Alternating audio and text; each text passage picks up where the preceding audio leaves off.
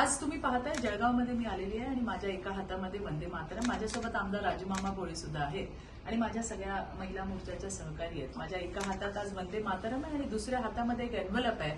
एन्व्हलपवर श्रीमती सोनियाजी गांधी यांचा पत्ता लिहिलेला आहे.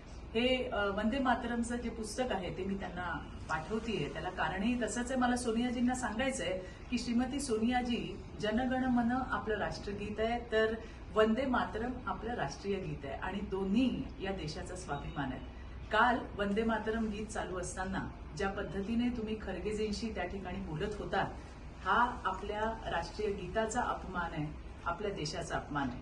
आणि म्हणून मला असं सुचलं की हे पुस्तक आपल्याला पाठवावं, आपल्यापर्यंत जावं, यासाठी हे मी पुस्तक पाठवते. कारण फक्त गांधी नाव आपल्यामध्ये असल्याने त्या ठिकाणी देशभक्ती येत नाही. ती रगारगात असली पाहिजे, रगरगात असली पाहिजे.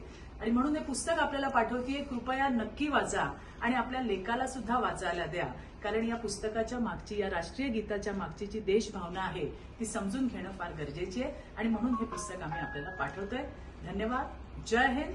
वंदे मातरम. भारत माता की जय.